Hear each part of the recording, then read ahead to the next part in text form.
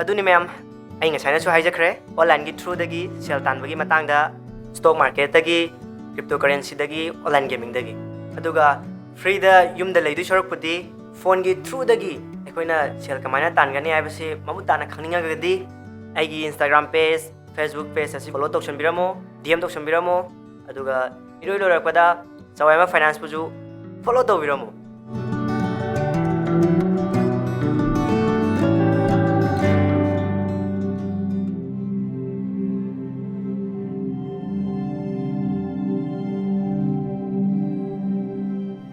Ibungo, nang na numi chupa mata manghan na leiri shi karigino.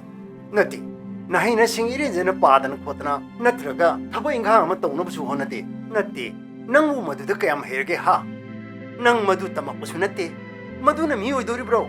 As babuna kem khangma nate ba hojikti phone gi jugni thaine matam no natrabani babung hoina phone pai bai bisu nate hojikti online da seloi tanar ba ngaktani cryptocurrency stock market ade online gaming makal makal kayam laigre sidai tanar ba ngaktani babuna kai khangduri Hai, ai su nangi thakse. Isani na khangine. Nang na kayam hai haiti. Nati, nang bu sigi hiram sida tamak busu nate. Nang na kayam khangdoino. Hai. Wangal na, sudana, wadana ne, tanda siense. Nungai ba yadabani ko. Madu khangu. as ai de sangjagar da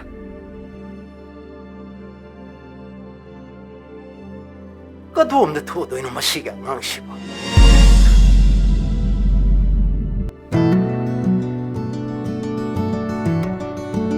Tao, kai chaluno pamlo ai jino na call toge khalam bani ne hojikta thaba ma chatlubani. Noi de change na nang unagi lai sini. aina call toge tormi do asi je ningsinga diram ta chawgi tawne ba do nang sele order policy dum biram Kai dagi no he. Ai ba ho sel gam te yaude. Pachani ra keno kapam magi se. as yaro yedudi khara pam kenu As kai de no he. Ai sel am wai hoje. oh yare Ado nang bo. Sumai online khara taw mi khara pun taw di oiro ni nang bo. Lai lai su hai tap su nate. manipur da ne sel khwadi pai ba nu pa da ai ur tuni ke dor ta Yare bungo oira ni. Tel da seminar muk taw mi khara muk pun sa khara loksan. Kuina chatloi ko. Ai nai bi. Pallo su lo. hare se yare ai am to losina ba tawrugi ge ado nang lai ngai sida nang gai dum to waru ge dana Oh phare phare lo su lo so. pare ai am to losilu ge ko Si ni maro na ma.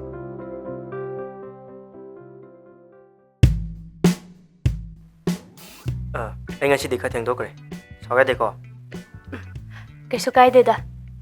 investor mayam jina ba ai ji una ge ga khot ge ga adagi sel thada ge ga masi dani ne Oh, dasi handakti popular yam oire ko. hoi khara oire Ado dagi project khudingmak ay amata sithadana yenge. Dagi YouTube su view yam wange. hoi Ado da aigi budget khara logi bado. Adu lobo yagadra. nangi do hantak lawra su yai hoji lawra ge ra mathang da dum lawra da haidi hantak ki double ni da mathang da lori triple adu na fatro mathang sum karak tu ni Adu da aigi manabi henthoi do. Magi su hayrakpa.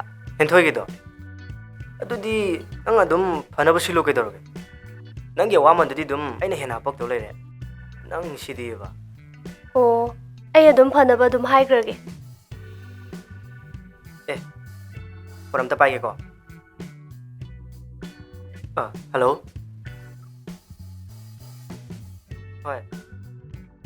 hoi tamo ai la ge to sidani ne ai na matha sari je kai thak si ge Ama hekte yaye. ai di tharoi ge nang ge oina ko birage ko coffee ama khakta hare dudi nang thoro ai somda ngai lere chalage ko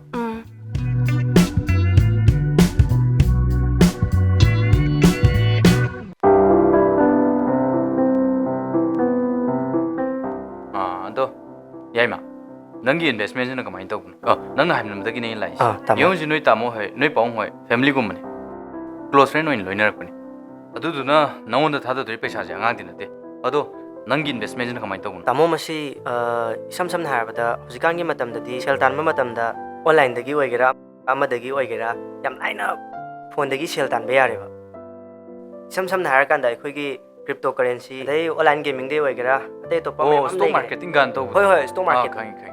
atai te myam am leigre ba tamo sinong mai tamo da nong phajana discussion tawjage ado isam samna har kanda lupa chama thadare ba tamo na adu lupa chani ba phangdi sumaina to Yare yare. Ado phare. Aina nangonda thadodi paisa ji angang din ate. Ado nang phasan tawro.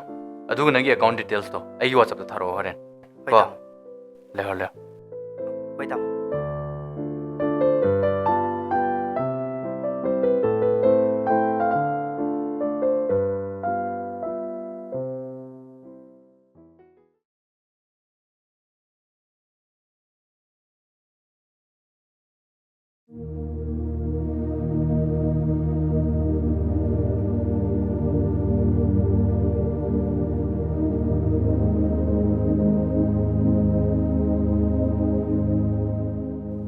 Oh, ngasi di leramedana.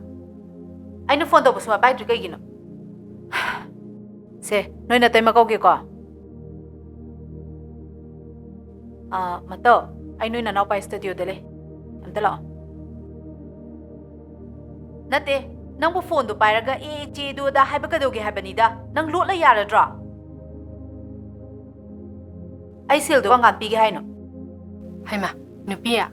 Kayang kuirage lakpa. Yorak ta ngai ri. Oh, nang he york pagoro phone to roido. Yengune phone phangi pai de kai no ba man hai sibo. Nasi asina phone to we haisi nang pai ba kai doge ba. Ha, nang na piba ngamba ngamdabadu na makhalamni. Ha isi adu adan hai ba kai doge habani da. Nayambagi ije su kep yengdaba. Are are ba sanal ba kaya dia me nang onda kairaga. Inaw do bu pharadi na akhoi na honarisha. Nong no magi buthaba sum hele. Akhoi sumai se thamam leitra habani da. ado iche ai triple do pdp ne bai che Nangi triple ga to hai ba. Ai gi mahuto do bibiro. Noi mungi wari gam da taning de da. Ai su sari ni, ai su leiba na ti. Noi gi da khana horo. Ai gi ne mathang tha da ne tangkhai am piro. Olak pa tha da ne tangkhai ma gong piro. Triple to ko tangkhai ma han piro. Chalage. Kaino ba nang na toise? Ha, nayambaga aigan achuk yamna honariba mayamse. Kaya di yamagi nangonda sanadagi lupadagi kaithokthana nangonda thadariba mayamse. Inawdo bu pharadina. Nongmo nongmagi sum puthaba hele habanida. Karidano ba nangna manghaliba sen mayamdo. Hek nonganbaga paisa thoba lakpa mayamsina bolai khronbadagi hele. Haibidi hainu ko nang, haibidi hainu. Wakhan taba yarabani nang. Wakhan taw ko.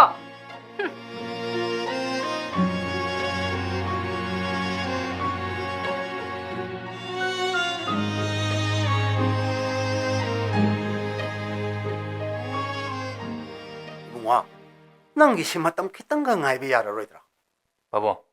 Ibani wari sanabda fall ta aroi. Ngang dum ko thupiro. 아이 야이마 아이 치들러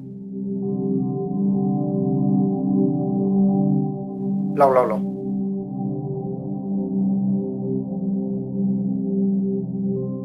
Joy ma. Aine non na bigri sai IT lax. Ngorong ngong na nei non bigri. Aine nang thajab nang babung family we ne pule. Adai nang tamo ma pan le hai ba khang. Ma khoi bu thajab de ki nang on thada ki bu sel. Hojik se hi ma phajale nang kaim ta jo hai ji.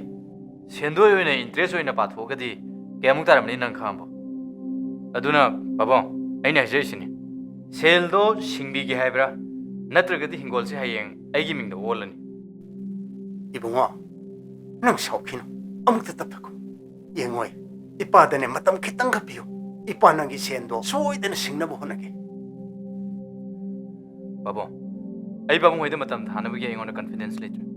Babung no jena khangbiram nei kana no haiba. Aduna wakal mun khanbiro. Hayeng ai yum sidong lakan.